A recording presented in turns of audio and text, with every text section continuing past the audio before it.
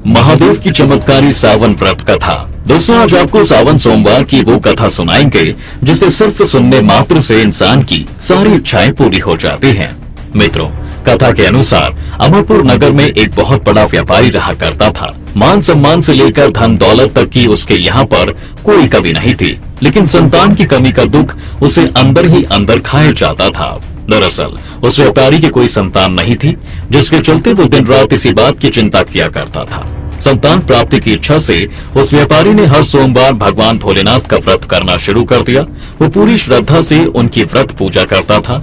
शाम के समय शिव मंदिर जाता और वहां जाकर उनकी भक्ति भी करता। व्यापारी की भक्ति देखकर एक दिन देवी पार्वती शिव जी से बोली, ये भक्त नियम पूर्वक आपकी पूजा अर्चना और व्रत करता है, आपको उसकी इच्छा जरूर पूरी करनी चाहिए। शिव जी बोले, देवी, संसार में सबको कर्म के अनुसार ही फल मिलता है। अब जैसे इस व्यापारी के कर्म होंगे वैसा इसको फल मिलेगा। लेकिन पार्वती जी कुछ भी सुनने को तैयार नहीं थी। उन्होंने कहा, ये तो आपका अनन्य भक्त है, हर सोमवार आपका विधिवत व्रत करता है, पूजा आदि के बाद आपको भोग भी लगाता है और फिर एक समय भोजन भी करता है, इसलिए आपको इसे पुत्र प्राप्ति का वरदान देना ही पड़ेगा। पार्वती जी के बार बार कहने पर महादेव मान गए।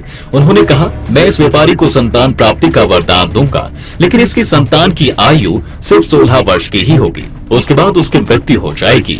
इसके बाद भगवान शिव ने उसी रात व्यापारी के सपने में उसे दर्शन दिए और उसे पुत्र प्राप्ति का वरदान देते हुए बताया कि तुम्हारा पुत्र सिर्फ 16 वर्ष की आयु तक ही जीवित रहेगा, उसके बाद उसकी मृत्यु हो जाएगी। एक और जहां व्यापारी पुत्र प्राप्ति के लिए खुश था, तो दूसरी ओर उसकी अल्प आयु की चिंता ने उसकी नींदें उड़ा रखी थी। लेकिन इससे उसकी भक्ति में कोई कमी नहीं आई। वो हमेशा की तरह विधिवत सोमवार का व्रत करता रहा। कुछ महीने बाद व्यापारी के यहाँ पर एक सुंदर पुत्र हुआ, जिसने उसके जीवन की सारी कमी को पूरा कर दिया। उसने धूमधाम के साथ अपने पुत्र के जन्म का उत्सव मनाया, जिसके बाद ब्राह्मणों ने व्यापारी के पुत्र का नाम अमर रखा था। ये सुनते ही उसे याद आया कि उसका पुत्र तो अल्पायु है और थोड़ी ही देर में उसकी खुशी दुख में बदल गई। अमर जब 12 साल का हुआ तो उसके पिता ने उसे शिक्षा प्राप्त करने के लिए उसके मामा दीपचंद के साथ बनारस भेज दिया। इस दौरान रास्ते में अमर और दीपचंद जहाँ भी रुकते वहीं वो यज्ञ करते और ब्राह्मणों को भोजन कराते। इसी तरह एक लंबी यात्रा के बाद दोनों एक नगर पहुँचे। उस वक्त नगर के राजा की बेटी का विवाह होने वाला था, इसलिए चारों ओर उसी की धूम मची हुई थी। वहीं दूसरी ओर नगर के राजा की बेटी का विवाह जिस लड़के से होने वाला था वो काना था, इसलिए लड़के के पिता को ये डर था कि कहीं राजा को ये बात पता ना चल जाए, क्योंकि अगर ऐसा हुआ तो ये रिश्ता उनके हाथ से निकल जाएगा। तभी उनकी नजर अमर पर पड़ी। उन्होंने सोचा, क्यों ना दूल्हे की जगह इसे मंडप पर बैठा दिया जाए। एक बार शादी हो गई तो इसे कुछ रुपए देकर भगा देंगे और राजा की बेटी को अपने घर ले आएंगे। इस गंदी नियत के साथ उसने अमर के मामा दीपचंद को सारी बात बताई। पैसों के लालच में दीपचंद उसकी बात मान भी गया, जिसके बाद अमर को दूल्हे की तरह तैयार करके मंडप पर बैठा दिया गया, जहां उसका विवाह नगर की राजकुमारी चंद्रिका के साथ हो गया। विवाह में राजा ने बहुत सारा धन और उपहार देकर राजकुमारी को विदा कर दिया, लेकिन अमर को ये बात सही नहीं लगी, इसलिए उसने चुपके से राजकुमारी चंद्रिका की ओढ़नी में सारा सच लिख दिया। राजकुमारी को जब ये सच पता चला तो उसने काने लड़के के साथ रहने से मना कर दिया। थोड़ी ही देर में ये बात राजा तक भी पहुंच गई, जिसके बाद उसने अपनी बेटी को उन लालची लोगों के साथ नहीं जाने दिया। दूसरी ओर अमर और उसके मामा वाराणसी पहुंच गए, जहां अमर ने गुरुकुल में अपनी पढ़ाई लिखाई शुरू कर दी। बीतते समय के साथ अमर 16 साल का हो चुका था। एक दिन उसने यज्ञ किया और यज्ञ के समाप्त होने पर सभी ब्राह्मणों को भोजन कराकर उन्हें बहुत सारा दान दिया। रात को अमर अपने कमरे में सो ही रहा था कि तभी भगवान शिव के वरदान अनुसार उसकी मृत्यु हो गई। सुबह जब दीपचंद ने अपने भांजे को मरा हुआ देखा तो वो जोर जोर से रोने लगा। उसी वक्त पास से देवी पार्वती और महादेव गुजर रहे थे। पार्वती माता ने कहा, मुझसे ये रोने की आवाज नहीं सुनी जा रही है, आपको उस व्यक्ति के कष्ट दूर करने ही होंगे।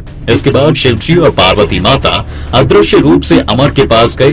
पार्वती जी ने उसे तुरंत पहचान लिया और बोली, प्रभु, आपको इस बालक को जीवित करना ही होगा। अगर ऐसा नहीं हुआ तो उसके माता पिता अपने प्राण त्याग देंगे। वैसे भी वो व्यापारी कितने सालों से आपके विधिवत व्रत का पालन कर रहा है। इसके बाद महादेव ने अमर को जीवित होने का वरदान दे दिया, जिसके फलस्वरूप वो कुछ ही देर में जीवित हो गया। उधर अमर की शिक्षा भी समाप्त हो चुकी थी, इसलिए वो घर जाने के बाद अपने मामा के साथ निकल गया। अमर के रास्ते फिर वो नगर पड़ा जहाँ उसका विवाह हुआ था। उसने वहां एक भव्य यज्ञ करवाया। नगर के राजा ने अमर को देखते ही उसे पहचान लिया और उन्हें उसका आचरण और स्वभाव बहुत पसंद आया, जिसके बाद वो अमर को महल ले गए और कई दिनों तक उसकी खूब खातिरदारी की। इतना ही नहीं, ढेर सारा उपहार, धन आदि देकर अपनी बेटी चंद्रिका को उसके साथ विदा भी किया। दीपचंद ने इस बात की सूचना पहले ही घर पहुंचा दी थी, इसलिए व्यापारी और उसकी पत्नी पल के बिछाए अमर और राजकुमारी चंद्रिका का इंतजार कर रहे थे। और इससे भी ज्यादा खुशी की बात ये थी कि अमर जीवित वापस लौट रहा है। अमर अपनी पत्नी के साथ जैसे ही घर पहुंचा, उसे देखते ही व्यापारी की आंखों में आंसू छलक आए। दरअसल उसने और उसकी पत्नी ने यह तय किया था कि अगर उनके पुत्र की मृत्यु की खबर आएगी तो वो भी अपने प्राण त्याग देंगे, लेकिन ऐसा कुछ भी नहीं हुआ। व्यापारी के घर में हर तरफ खुशियां ही खुशियां थी। उसी रात महादेव व्यापारी के सपने में दोबारा आते हैं। उन्होंने बताया, सोमवार के विधिवत व्रत करने और कथा सुनने के फलस्वरूप मैंने तुम्हारे पुत्र को लंबी आयु का वरदान दिया है। दोस्तों, हमारे शास्त्रों में लिखा है, जो व्यक्ति विधिवत सोमवार व्रत का पालन करता है और उसकी कथा सुनता है, महादेव उसकी सारी इच्छाएं पूरी करते हैं। इसलिए वीडियो ज्यादा से ज्यादा लोगों तक जरूर शेयर करें। महादेव की कृपा आप पर जरूर बरसेगी। कमेंट में हर हर महादेव लिखना बिल्कुल ना भूलें।